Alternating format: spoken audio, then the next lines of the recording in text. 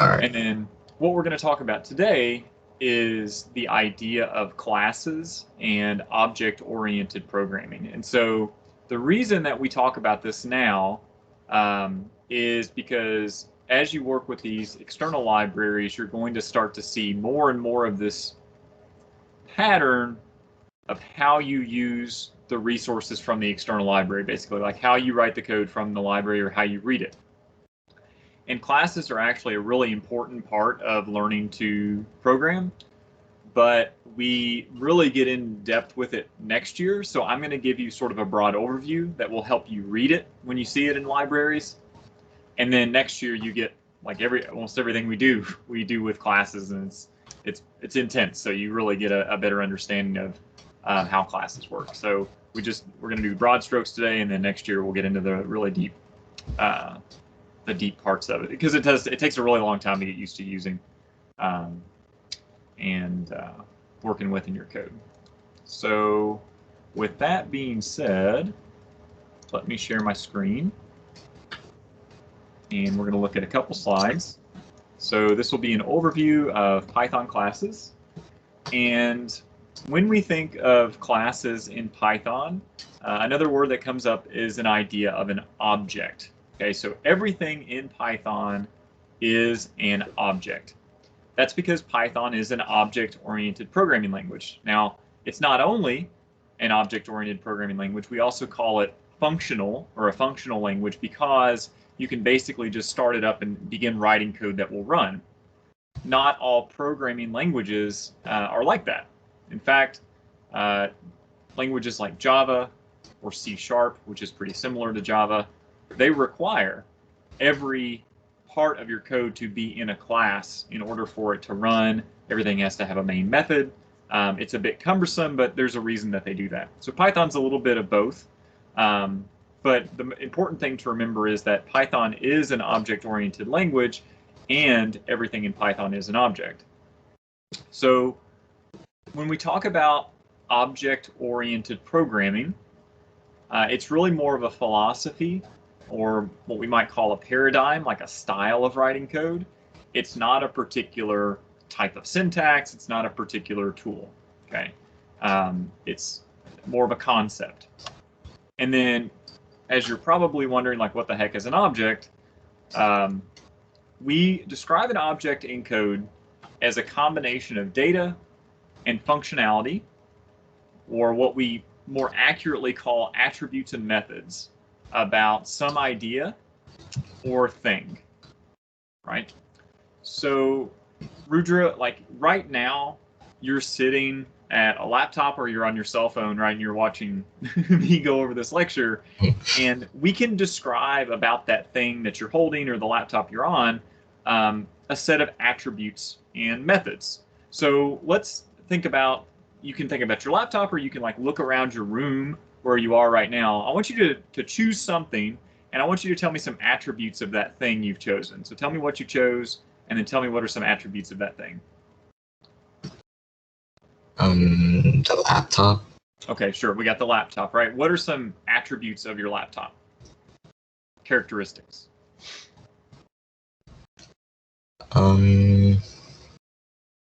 The screen. Sure.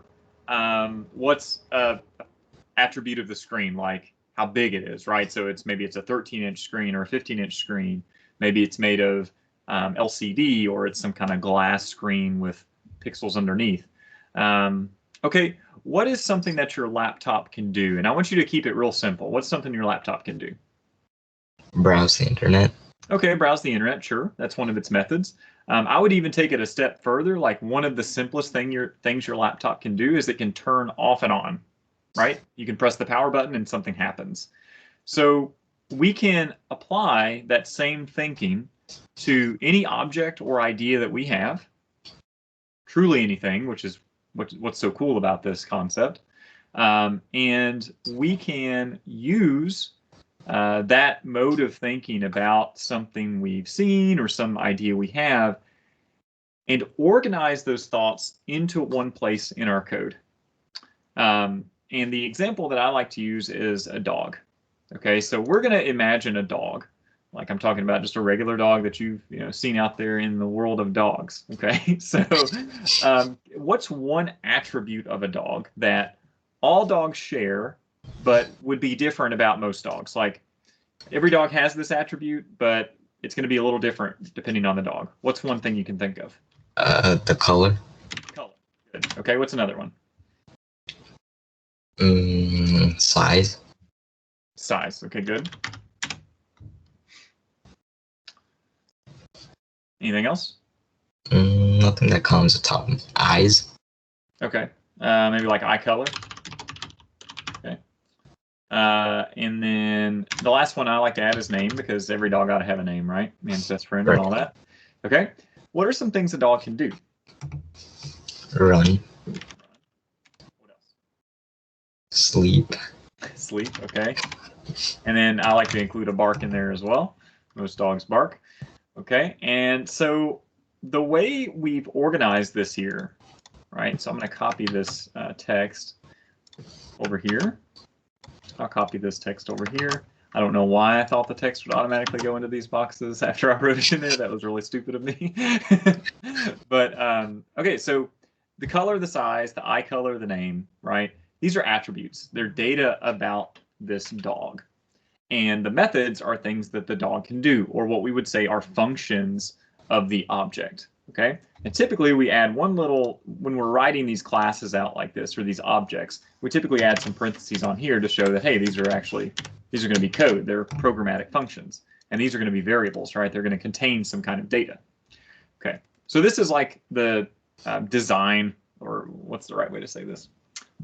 This is the way that a programmer would design a class. Now, this is a super simple class, or super simple object.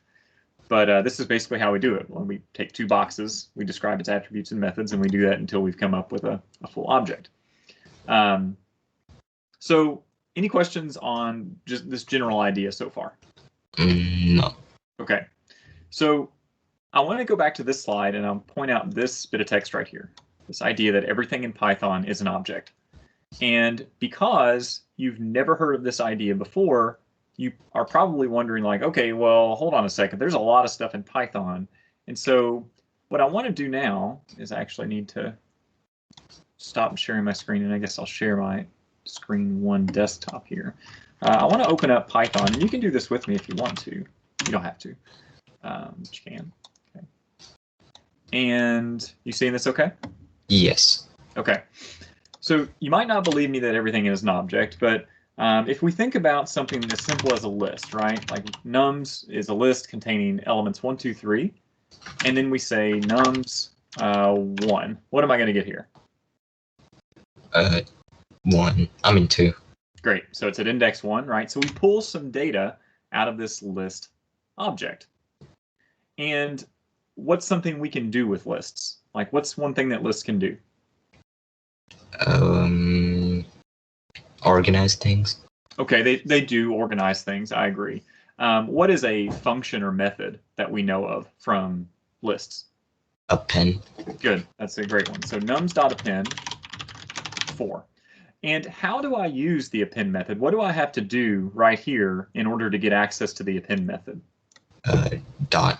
Yeah, so we call that dot notation, right? And so when I use that dot notation, I'm telling Python, hey, I need to access something about this object. I want to access the append method or the pop method. Maybe I want to access some kind of data. We've never really seen accessing data of a list with a dot, but we have seen accessing data with a dot in other circumstances, and we'll look at an example of that too if I remember. So anyway, if we do this, it runs the code. Everything works as expected. We have 1, 2, 3, 4. Okay. So what I want you to do now, if you're with me, or you can just watch, I'm going to type in dir, the function dir, and then nums. Okay. Check this out. So, is there anything in here in this output that you recognize? Basically the end part. Append. Yeah. Count. Copy. All this stuff right here, right? These, what are these? Dot notation. Well, they're methods that we access through dot notation, right? So we've got all these methods, and then here's all this other stuff too. These we've never seen before, and that's because they're actually hidden. We call these, in Python programming, we call these one of two things. We either call them magic methods, or we call them Dunder methods. Just like Dunder Mifflin, if you've seen The Office, okay? So the reason that magic methods, where that name comes from, is the idea that we never actually see, as users of Python, we never see these methods and attributes being used. They just happen behind the scenes. We also call them Dunder methods. I mean, some people say magic, some people say Dunder. It's up to you. I say Dunder because I like The Office. That stands for double underscore methods, which you see these little lines right here, right? These are actually underscores. So there's two underscores, the name of the method or attribute, and then two more underscores. Okay? Mm-hmm. So when I say dir nums, I'm actually looking at the full nums object. Like I'm looking at the entire class that makes up a list. This is, if you think about it, it's like the skeleton of a list. It's what makes up the list rather than just what we normally think of using with the list. Okay, so that's pretty straightforward, but I want to show you another example. So let's say we have a humble little integer. We're going to store 2 in x. And if I say x plus 4, we get 6, and we all know that. It's very expected. But what if I look at dir x? You'd think, because this is just an integer, that you're not really going to see much at all. Like it's going to be very basic. But we can see that an integer actually looks a little more complicated than a list, right? Yeah. So this is all the functionality that's actually associated with integers in Python, and it's a ton of stuff, right? We got weird methods like 2bytes or real. We've got all these Dunder methods like EQ, float, and add. Okay. So what these are they are the representation of an integer in Python as an object, right? An integer has attributes and things that it can do, and these are all the things that an int can do in our code. So, for example, normally if we were to use addition with an integer, we would do something like this. We would say x plus 4. But if you look closely, you can see that there's this add method. So if I say x dot double underscore add double underscore 4, what do you think is going to happen? 6. I get 6, right?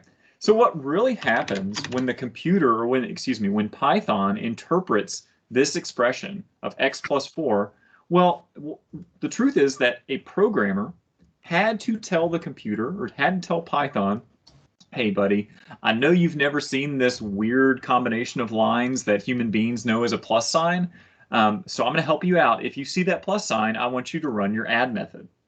And that's exactly what happens, is that it's not just x plus 4. Python actually has to go and run this method that you never see to get these numbers added together.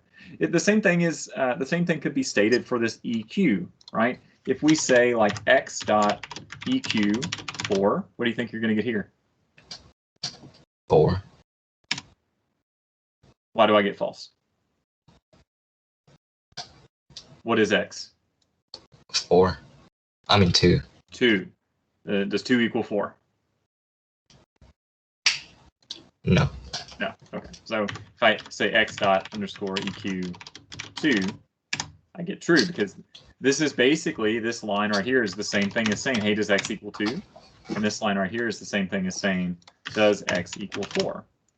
So I show you this to reinforce the idea that everything in Python is an object, all the way down to little integers. So basically, if you can think of it being in Python, it is an object, and it is designed in the same way that we just designed a dog. Okay. So that's really what I wanted to share with this part. And now what I want to do is write some code together. So if you want, Rudra, you can code along with me, or you can just kind of backfill later on and go off the notes you take from this. we're going to build a dog class. And so let's see.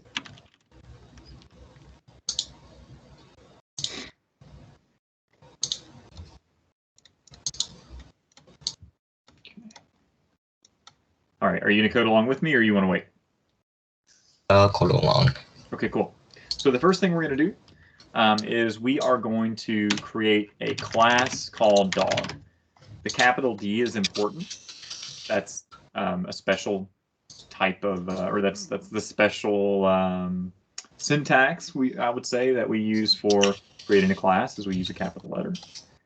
And so we've been talking about this word object, but now we've got this word class. So what does that mean? So a class is a blueprint for an object. Another way of thinking about it is like a template, maybe. So it's a blueprint or a template for an object to be created from. Okay, so an object comes from a class. When you hear that word blueprint, what's it make you think of? Kind of planning things out. Planning things out, right? I think about like a contractor that's going to build a house. Okay, they go from a blueprint. So if you were to, I don't know where you live, but if you were to look out your window, right, and you see like a row of houses in a suburb, let's say, are all of those houses going to be a completely different shape? From the inside, probably. Like in some ways, yes, but a lot of them will share some fundamental shapes, right? Yeah, they almost look identical from the outside. Some of them will look identical, right? Depending on the suburb, they're going to look identical. And so that makes me think of a blueprint, because all of those houses came from the same foundational idea. But then what's different about the houses? Probably the inside. Okay, the inside's going to be different for sure. What on the outside might be different? What can we see from the street that would be different? How the people who live decorate it. Okay, the decorations on the outside, the paint, right? In some cases, maybe the material that it was built with, right? It might have the same shape, but it might be made out of brick or wood or vinyl or siding or whatever. So those houses have the same foundational shape. They have certain attributes that they're all going to have, like they're all going to have a front door and a back door. They're all going to have some number of windows. They're all going to have a roof. They're all going to have walls. But what changes is like, what is the wall made of? Well, what color is the door? What's the material of the door at the front door? What's the material of the door at the back door? How many windows do they have? What's the roof made of? What's its color, right? So all those things have to be there to make a house, but they can change based on what we want. And we can think of everything that we can see, any idea that we can develop in our brain, we can articulate that in code with a class. And this is a really powerful idea. So we're going to make a dog class, and we're actually going to write it in a less ideal way first. That way we can kind of see what it's like to write a perfect, or not a perfect class, but a better class. So we said for our dog, we've got attributes like fur. I think we did fur, right? No, we did color. Okay, so we've got color. We'll have our dog be gray. All right, and then we've got eye color. That's another one. We'll make this dog's eyes brown. And then the size of the dog will be large. And this dog's name will be Doggo. Okay, so go ahead and include those variables. And these are special variables. Once they go in a class, we typically call them attributes of the class.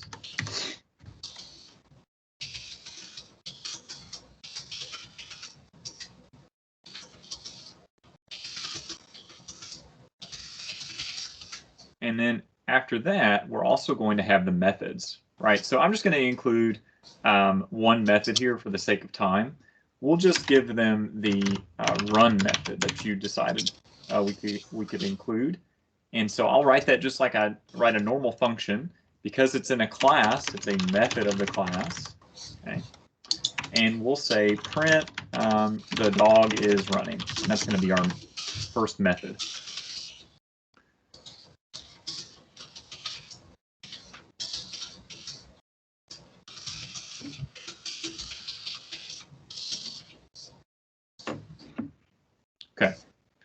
Are you good on your end? Yeah. Yeah. Okay, cool. You're plugging along. So I'm going to zoom in a little bit here, and we're going to run this code. And now I can create an instance, what we call an instance of the dog class. So new dog is a dog. So I've got a variable. I'm assigning an instance of the dog class to new dog. This is what we call an instance of the dog class. And then I can say things like, okay, new dog.color. Oh, that's great. I could say new dog.run with parentheses. Oh. Uh-oh. Okay, that's not working. Maybe I'll check the other ones to make sure they're working. I'll do new dog.iColor. That works. New dog.size. Okay, that works. That's all good. This seems to be broken. Okay. So as you can see, we are able to organize all this stuff about a dog into one place, and then we can use dot notation to reference its attributes, which already is pretty handy, except our method isn't working. And so if you look at this type error that we get, it says type error. Run takes 0 positional arguments, but 1 was given. That's weird, right? Because Rudra, am I giving run any arguments right here? No. No, right? It's just open and close parentheses. There's no arguments in there. That's pretty strange. So this is where things get weird. And this is why learning classes take so long, is because of weird stuff like what I'm about to tell you. But there actually is an argument there. It's a hidden argument called self. And self is a special argument that really only pertains to when we define classes and try to use them. And that's because every class has to have a way to refer to any instances of itself. Remember that this is just a blueprint, this class. It's just like a function. When we define a function, Rudra, are we actually calling that function? No. No. So a function at the point of definition is simply a design. It's not being used. It's just there. It's something we can use, but it's not doing anything in the code.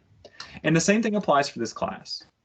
But when we create an instance of the class, right here, this instance, in order to run its methods, has to have a way of identifying itself and referencing itself. And so the way we fix this problem is in any function that we write inside of a class, we have to start that function's arguments, or parameters, I should say, with the word self.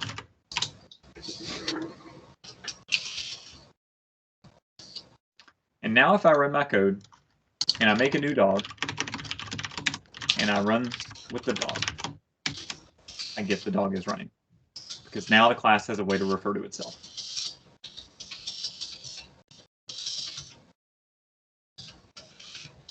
Okay.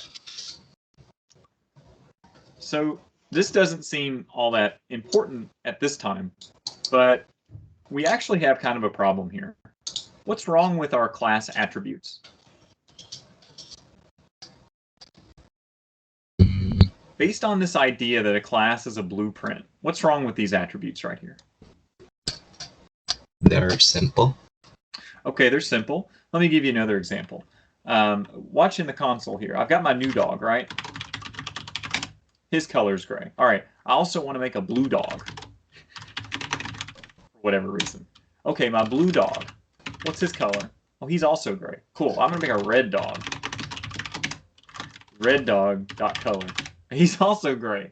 So I got a bunch of gray dogs. I can't seem to change their color. I thought that I could make anything with this blueprint, but it appears to me that I can only make gray dogs. So what's the problem here? We only get one answer. We really only get one type of dog from a blueprint. But if, let's say I'm a contractor and I pay an architect to make me a blueprint for like one type of house that I could then build, 1,000 houses from, and he hands me a blueprint where I can only make one kind of house, right? I've paid him to make me like a template for a house, and now I can only make one kind. Am I going to be able to make any money from being able to build this one type of house that only one person wants? No. No, it doesn't make any sense, right? So in order to fix that, we're going to apply the same concept of self to our attributes. But here's, if you thought that was weird, this is where things get super weird, okay? So in order to do that, we have to use a special function. This function that we're going to build is called the initialization function. It looks like this. We're going to write def double underscore init, which is short for initialize or initialization, double underscore again, and then we include this self keyword. Every function we write in a class starts with the self keyword. From that point, we get to say, as programmers, what do I want to define about every new dog that I make? Another way of thinking about that is, as I'm making dogs, what's going to be different about the dogs? We've defined those things as color, eye color, size, and name. And then we end with a colon.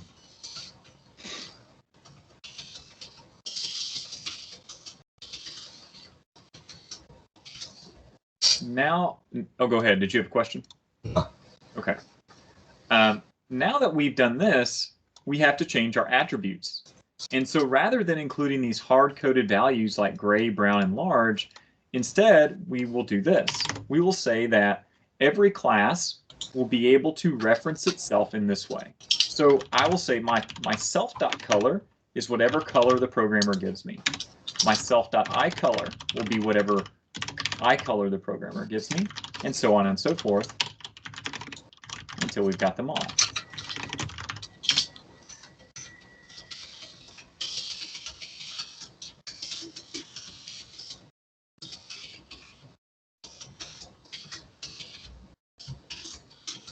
Another thing that we can do here is, if we decide that there is one fundamental truth that all of these dogs will share, meaning we don't want this data to change, this data will be true about every dog, we could say something like this. We could say self.goodboyStatus is true. Okay, so what will happen now is that every dog, when we create it, will be a good boy before something else happens, right? We can always change this later, but for now, by default, every dog is a good boy. Okay, are you good on this? Yeah. Okay, great. So now if we run the code, we can make a bunch of different types of dogs. We can say, all right, new dog will be a dog. And then if I just open and close my parentheses again, I'm going to get an error. It's going to tell me, hey, you've got to tell me what color this dog is. You got to tell me its eye color, its size, and its name. So we can do that. Okay, all right, this first dog, he's going to be brown. He's going to have brown eyes too. He'll be a medium dog, and his name will be Fido. Right, and then I can make a robot dog, and this dog will be, his color will be gray, and he will have black eyes, and he will be colossal, and his name will be Dog Otron 9000. Okay. I can also make a giraffe dog, which is a combination of a giraffe and a dog, and he will be spotted. His eyes will be, I guess a giraffe has like black eyes. I don't know. Very tall, and what will his name be? Long Boy. Okay. So now I've got 3 different types of dogs. They're all dog objects. You can see. But they all have these different attributes too, like new dog.color, robot dog.color, giraffe dog.color, all different. The only thing that hasn't changed is they all run the same way. The dog is running. We can check their good boy status to make sure that that idea worked. Good boy status, that one's true. Okay. This making sense? Yep. Yeah. Great. Okay, so the last thing we could do is, I mean, we've spent all the time like templating out these different types of dogs we can create. It would be nice if our method somehow reflected that. And rather than saying just the dog is running, now we can say, let's give it a name. We'll say self.name. This would be an F string. self.name is running. And so I'm going to copy my Giraffe Dog here. And I'm just going to paste this over in my code so you can see that we can also just write this in the code. We don't have to do it in the interpreter. You can just make an instance of the class right over here. I'll make another one. So it's always there. Robot Dog in here too. Okay. Then we'll run the code. And we'll see that Giraffe Dog .run will tell us that Long Boy is running. And Robot Dog .run tells us that Doggotron 9K is running. And just because it's a class doesn't mean we can't write all the code we've been writing all this time. We can throw whatever the heck we want to in here. So I'll add one more thing. We'll say that if self.name is long boy, or actually we'll do self.name.lower equals long boy. Giraffes run really awkwardly, so we'll say this giraffe boy is running awkwardly. Give me a colon. Right. Otherwise, we can say print f self.name is running at 400 miles per hour because it's a robot dog. We'll do elif or Doggotron 9K. Okay. I'm just showing you an example. I'm not really obsessed with whether or not this is the best practice of code. So now we say robot.dog.run. Nothing happens because I've done something wrong. Let's try the other one. Giraffe Dog. Okay, that one works. What did I do wrong here? Doggotron 9K. Doggotron 9K. Self.name.lower. Oh. Ah. Definitely won't be capital D. There we go. Okay, cool. So that's classes. All right. Any questions about this? No. Okay. So the reason I show you this, like what the heck does this have to do with libraries and BeautifulSoup and all this stuff? So if I go back to my request in BeautifulSoup class or program, and again, this is something you're going to see later on in the week, but I've got this BeautifulSoup instance. This is an instance of a class right here. Okay. So if I run this, you might remember in the video from last week, or yeah, it's the video from last week. We said like, okay, what is the type of rest.text? It's just a string. So we see class string. That's the string object of rest.text. But then when we see type soup, we see this class BeautifulSoup. And so the reason it's important to know about classes and objects in Python is because when you see this, it lets you know, oh, there are methods and attributes of BeautifulSoup that I can use, access, run, etc. in order to do what I want to do. If I want to do those things, I just have to be able to Google it and read it effectively. And now that you know a little bit more about classes, you're going to be able to read all of your code, hopefully, a little more effectively. Fair enough? Yep. Okay. All right, so that's pretty much it. You got any questions for me at all? No. Okay, cool. Well, don't forget about that one homework that I mentioned. Again, I'll post all the pre-recorded stuff tomorrow, and then you can you'll be able to finish that on your own. Okay. All right. All right, buddy. Well, it's good to talk to you, and I will see you next week. All right.